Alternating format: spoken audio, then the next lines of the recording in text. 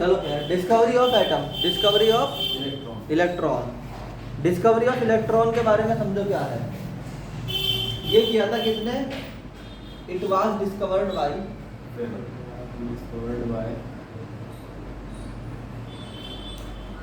Michael Faraday, ठीक है।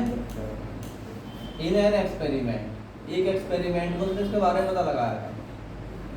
In an experiment, ठीक। क्या था वो एक्सपेरिमेंट? सबसे पहले उसने क्या किया, वैक्यूम ट्यूब ली, ऐसे एक बड़ी सी कांच की ट्यूब है, ऐसे मान लो कि तुम ये बड़ी सी कांच की ट्यूब है, ये ले ली। इस ट्यूब के अंदर उसने इधर और इधर दो तरफ दो प्लेट लगाई मेटल की, जैसे एल्यूमिनियम की या सिल्वर की या गोल्ड की प्लेट लगा दी, ठीक। फिर उन दोनों प्लेट्स को उसने कनेक्ट किया नीचे बैटरी से, और इस बैटरी में उसने क्या किया, बैटरी में दो डंडे होते हैं ऐसे, देखिए बैटरी का, बैटरी का सिंबल देखा, बैटरी के अंदर कितने डंडे होते हैं? दो। छोटे वाला डंडा ध्यान रखना, हमेशा छोटे वाला जो होता है वो निगेटिव साइन को शो करता है और बड़े वाला हमेशा पॉजिटिव साइन को शो करता है, ठीक। तो अब जिस तरफ निगेटिव साइन लगा हुआ है बैटरी का टर्मिनल बोलते हैं निगेटिव टर्मिनल। क्या बनाई उसने, क्या ली उसने? एक बैटरी ली, ये उसका निगेटिव टर्मिनल है, ये वाला उसका पॉजिटिव टर्मिनल है। निगेटिव टर्मिनल का मतलब है कि यहाँ से इलेक्ट्रॉन निकलेंगे, और पॉजिटिव का मतलब है यहाँ से इलेक्ट्रॉन अंदर जाएंगे। बैटरी में इलेक्ट्रॉन निकलकर वापस बैटरी में ही आ जाते हैं, ठीक। तो जब उसने ऐसे कनेक्ट किया और इसे यहाँ पर एक लगा दिया वैक्यूम क्लीनर, यानी वैक्यूम बना दी, तो ये क्या है भाई? वैक्यूम ट्यूब है तुम्हारी। क्या है? Vacuum tube. ये वैक्यूम ट्यूब है, बोलो भाई। तो जब इसने ऐसा सिस्टम बनाया, सिस्टम समझ में आ गया। माइकल फैराडे ने एक ट्यूब ली बड़ी सी, ठीक, उस ट्यूब में दो प्लेट लगाई, दोनों एंड्स पे एक दूसरे के सामने से प्लेट दो लगा दी। उसके बाद उसमें से एक प्लेट को निगेटिव पे कनेक्ट कर दिया, एक प्लेट को क्या कर दिया, तो यहाँ पे इसने क्या किया फैराडे ने, देखो यहाँ ध्यान से देखो, ये निगेटिव टर्मिनल है, क्या है? Positive terminal. एक प्लेट को उसने जोड़ा निगेटिव टर्मिनल से, एक को जोड़ा उसने पॉजिटिव टर्मिनल से। जो वाली प्लेट निगेटिव टर्मिनल से जोड़ी थी वो यहाँ पर क्या करेगी, इलेक्ट्रॉन दे देगी बहुत सारे, तो electrons are on the plate. और इसको ऐसे दिखा सकते हो कि ये इलेक्ट्रॉन्स आ गए भाई इस प्लेट की सरफेस पर, आ गए है। और उधर क्योंकि इलेक्ट्रॉन लेने वाली है, तो जितने मेटल सरफेस के पास इलेक्ट्रॉन थे वो सारे खींच के आ जाएंगे, तो it will become positively charge. आई बात समझ में? बोलो। यहाँ पर क्या हुआ, निगेटिव टर्मिनल वाली है तो निगेटिव का चार्ज आ गया, और पॉजिटिव वाली है तो पॉजिटिव चार्ज आ गया, ठीक। जैसे इसने वोल्टेज का स्पार्क किया तो ये इलेक्ट्रॉन उठ के यहाँ से भागने शुरू हो गए, और ये इलेक्ट्रॉन किधर भागते हैं भाई? तो ये इधर की तरफ भागता है, पॉजिटिव प्लेट की तरफ। इधर भागते हैं पॉजिटिव प्लेट की तरफ। कहाँ भागते हैं? पॉजिटिव प्लेट की तरफ। तो निगेटिव प्लेट से पॉजिटिव प्लेट की तरफ तो इलेक्ट्रॉन भागते हैं, बोलो जी।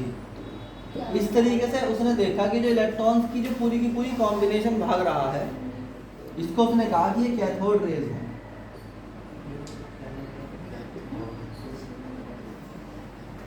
समझ में आया कि नहीं आया कंसेप्ट?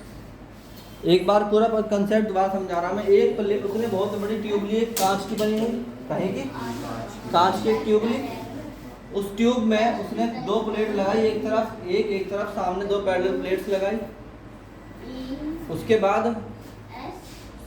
बाद क्या हुआ, निगेटिव टर्मिनल और पॉजिटिव टर्मिनल बैटरी के होते हैं, तो निगेटिव टर्मिनल को उसने जोड़ा कहाँ, एक प्लेट से, और पॉजिटिव को जोड़ा दूसरी प्लेट से।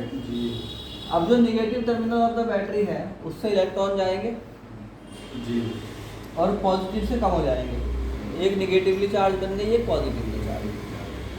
अब जहाँ से इलेक्ट्रॉन जो है निकलते हैं, दिस इज कॉल्ड कैथोड, और जहाँ ये पॉजिटिव होता है दिस इज कॉल्ड एनोड। इस बात को याद कर लो कि कैथोड और एनोड क्या होता है, ठीक है। नाउ व्हाट विल हैपन, कि जब यहाँ पे स्पार्क करोगे तो ये पूरी की पूरी सिस्टम भागेगा इधर की तरफ को, हजारों करोड़ों इलेक्ट्रॉन भागेंगे। This is called cathode rays. ठीक है नहीं है? तो उसने कहा कि इस एक्सपेरिमेंट में क्या हुआ थोड़ी लिखेंगे इसकी। Number 1, in this there is a discharge tube, इसे बोलते हैं discharge tube, in which there are 2 plates of metal. 2 metal की प्लेट्स हैं इसमें। क्या है? 2 मेटल की प्लेट्स हैं इसमें। ठीक है नहीं है? वन इज कनेक्टेड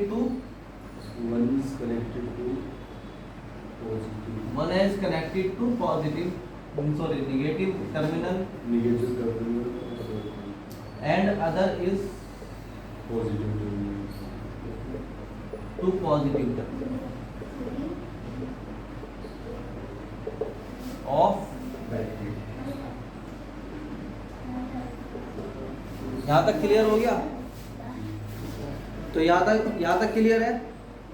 अब देखो इसमें नंबर 2 क्या हुआ। जब ये बैटरी के टर्मिनल जोड़े गए और जैसे यहाँ पे क्या हुआ, की प्रेस करेंगे, की का मतलब यहाँ पे एक बटन लगा हुआ है, जैसे इसको प्रेस करोगे एकदम से इलेक्ट्रॉन भागेंगे। कहाँ से? इधर से इधर भागेंगे। एज दी की प्रेस, जैसे की को प्रेस करा गया, द इलेक्ट्रॉन ग्रुप, इलेक्ट्रॉन का पूरा क्या group, move from cathode to anode, वहां से भागा एकदम से कैथोड से एनोड की तरफ भागा। ठीक बोलो। तो इसे क्या बोलते हैं? This is called cathode rays. यानी ये जो मल्टीपल क्या है इलेक्ट्रॉन्स हैं जो एक साथ रन कर रहे हैं from one two another side, this is called cathode rays कहते हैं इनको। तो ये क्या थी भाई? कैथोड रेज हो गई। कैथोड रेज थी। पता कैसे लगा कि कैथोड रेज है? जो देखना पड़ेगा ना कैथोड रेज है, क्योंकि निगेटिव से पॉजिटिव की तरफ जा रही थी। कहाँ से जा रही थी? Cathode to anode. ठीक। Now third point is when, जब इसके बीच में कुछ रखा गया, कोई शीट रखी गई, तो इसने उसके ऊपर फोर्स लगाया। ठीक है नहीं है? तो हम कहते हैं कि अच्छा एक minute, as the process the electron group, तो these electron groups that move है ना from cathode to anode called क्या कहलाती है? Cathode rays. इन्हीं को बोलते हैं कैथोड रेज। ठीक है? तो कैथोड रेज क्या हो गई? एज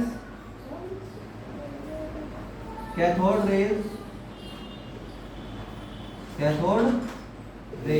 काहे की बनी हुई है? Are made up of electrons. क्योंकि कैथोड रेज किसकी बनी हुई होती है? इलेक्ट्रॉन की बनी हुई होती है। सो दे आर नेगेटिव, क्योंकि इलेक्ट्रॉन क्या होता है? नेगेटिव होता है। So electrons are, so cathode rays are क्या होती है?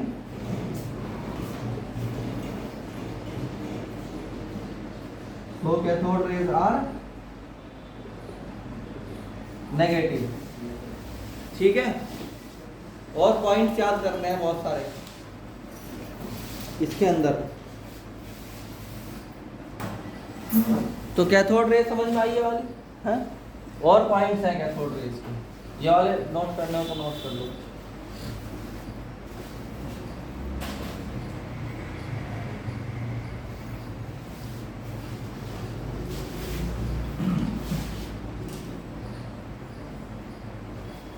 इसके बाद नेक्स्ट पॉइंट है, फोर्थ पॉइंट, कि ये जो कैथोड है ये कौन से मटेरियल के हैं इसके ऊपर डिपेंड नहीं करता। मतलब ये डिपेंड नहीं करता अगर यहाँ पे एल्यूमिनियम है या सिल्वर है या सोडियम, कोई सा भी मेटल है, इस बात पे कोई बात कैथोड रेज डिपेंड नहीं करती कि यहाँ पर कौन सा प्लेट तुमने लगाई है, ठीक है।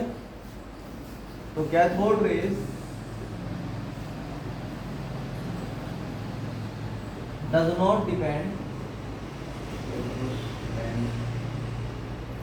upon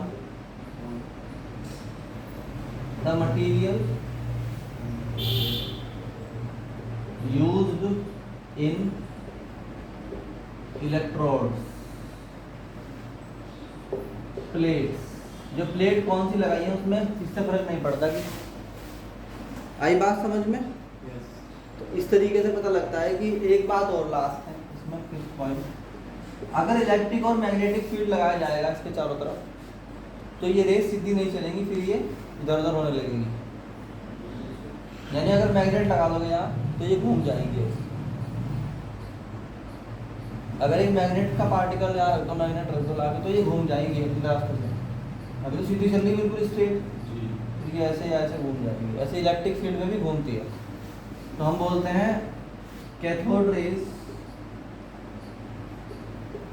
deviate in magnetic and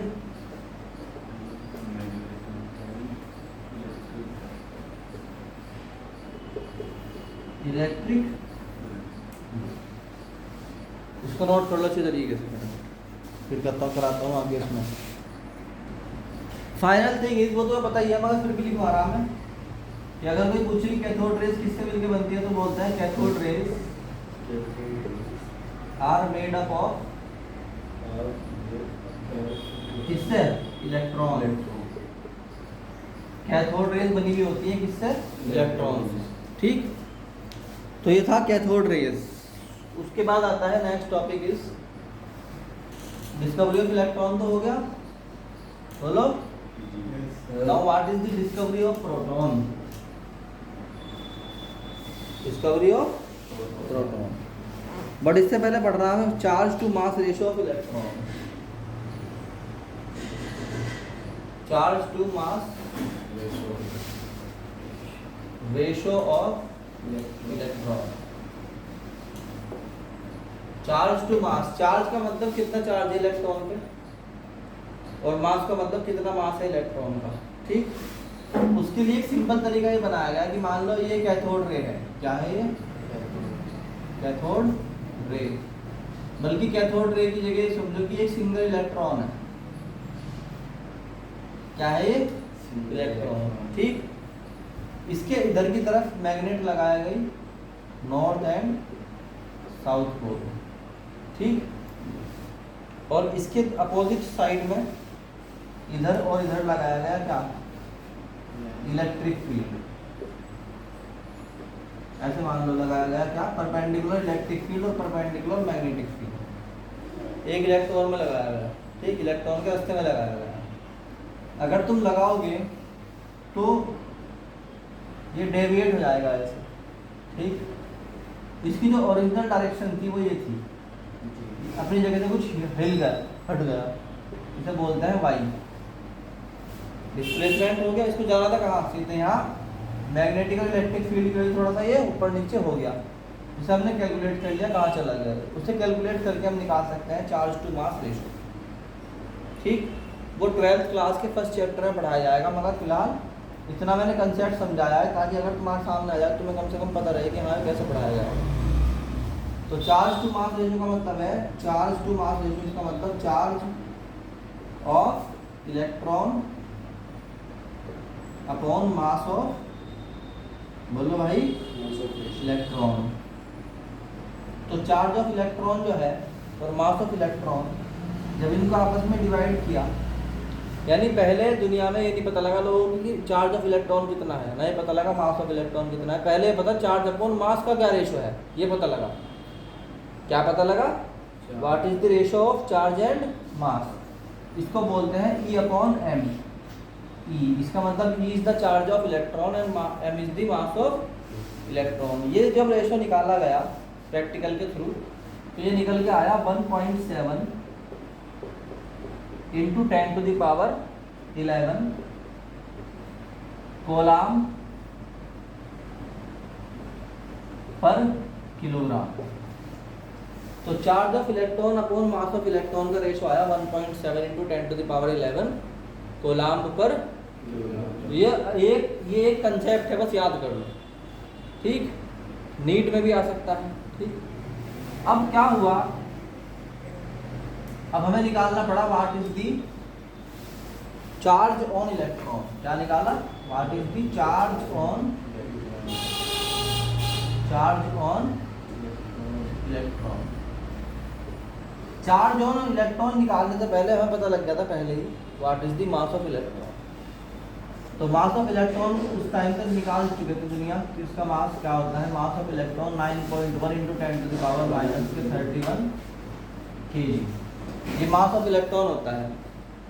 तो मास ऑफ इलेक्ट्रॉन निकालने के लिए क्या, ये तो निकल गया, हमें क्या निकालना था, चार्ज ऑफ इलेक्ट्रॉन।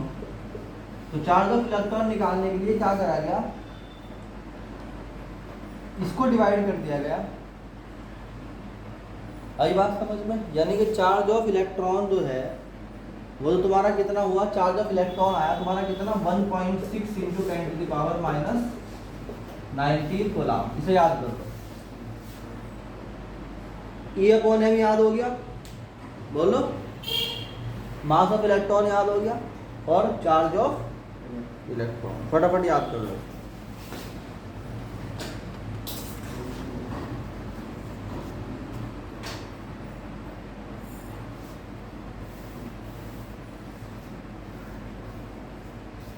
हो गया,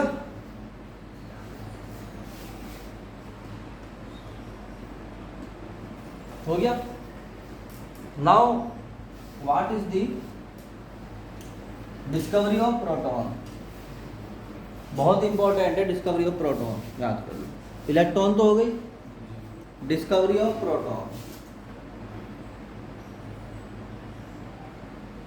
discovery of proton. Discovery of proton समझने से पहले समझो what is hydrogen. Hydrogen atom. Hydrogen atom कुछ नहीं है, एक ऐसी एलिमेंट है जिसके सेंटर में क्या होता है, प्रोटॉन।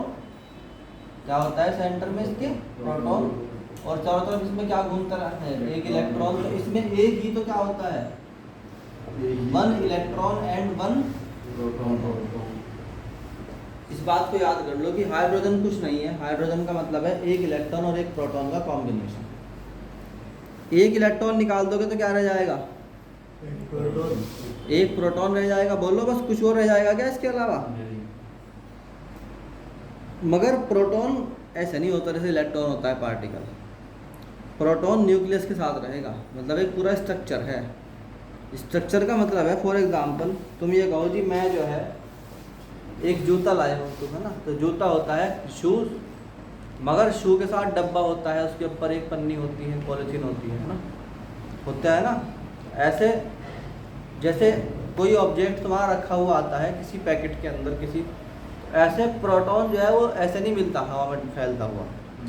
प्रोटॉन एक बाकायदा एक स्ट्रक्चर के अंदर होता है, तो बोलते हैं क्या, ये नीट में क्वेश्चन भी आया हुआ है, बताऊंगा इसके लास्ट में टॉपिक के क्या पूछा था क्वेश्चन। मैंने कहा था ना, बहुत ही आसान बातें पूछते हैं, ये बहुत मुश्किल बात नहीं पूछते, मगर लोग आसान चीज़ें याद नहीं करते, मुश्किल याद करते हैं। चलो, तो हाइड्रोजन समझ में आ गया, सिर्फ एक इलेक्ट्रॉन और एक प्रोटॉन को क्या बोलते हैं, हाइड्रोजन। तो जो डिस्कवरी ऑफ प्रोटॉन है, इसके अंदर क्या करा गया, डिस्कवरी ऑफ प्रोटॉन में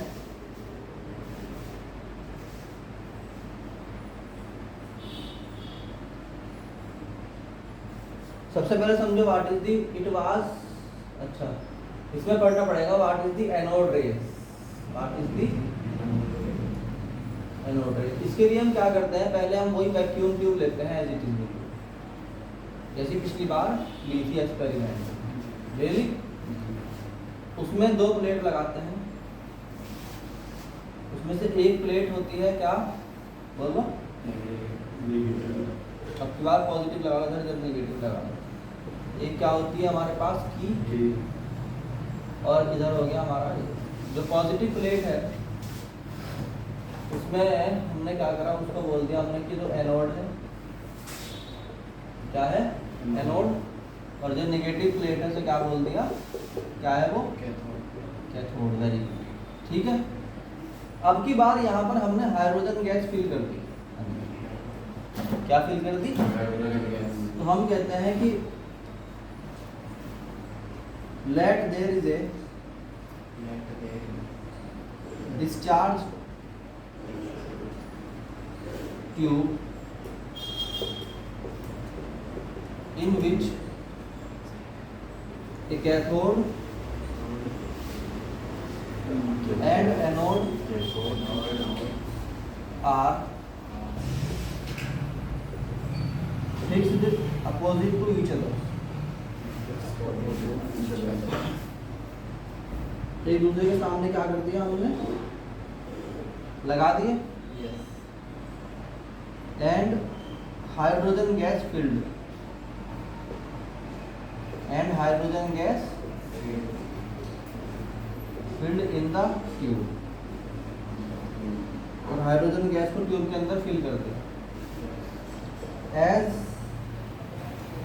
इलेक्ट्रिक डिस्चार्ज हुआ, जैसे इलेक्ट्रिक डिस्चार्ज हुआ, ठीक है, टेक प्लेस, जैसे ही डिस्चार्ज हुआ तुरंत क्या होगा, हाइड्रोजन का एटम ब्रेक हो गया किसमें, H+ में, और उसका इलेक्ट्रॉन अलग हो गया, ठीक। तो ये H+ में क्या बचा, सिर्फ एक प्रोटॉन, यही क्या है प्रोटॉन की डिस्कवरी। तो हाइड्रोजन में से जो है H+ भागा इधर इधर की तरफ, और इलेक्ट्रॉन जो था negative that move toward the anode, ठीक। तो हम बोलते हैं कि एक ग्रुप ऑफ पार्टिकल, एक group of particle, way particle क्या आते हैं, that is nucleus of hydrogen atom, बोलो, और H+ और प्रोटॉन। इतनी सारी बातें एक ही बात समझाने के लिए लिखी मैंने, ठीक।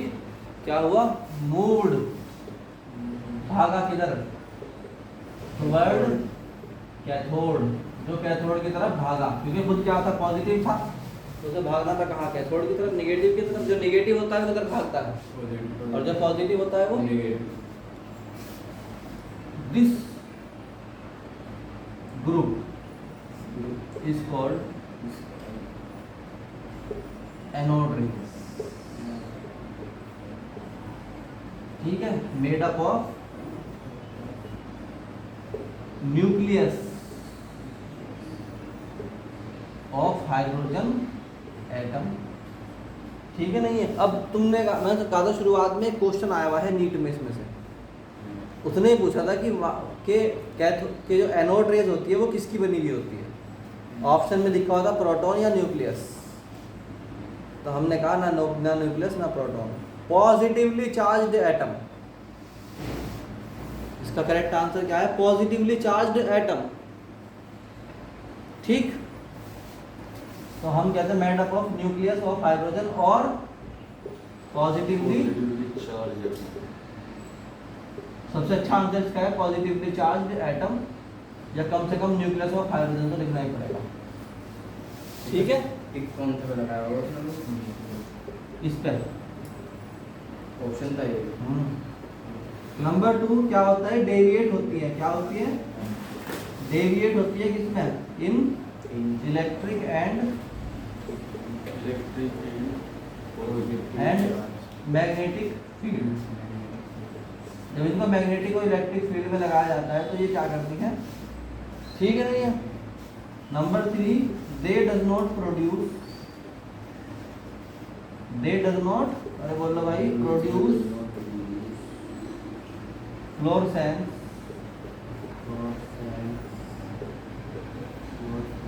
when strike,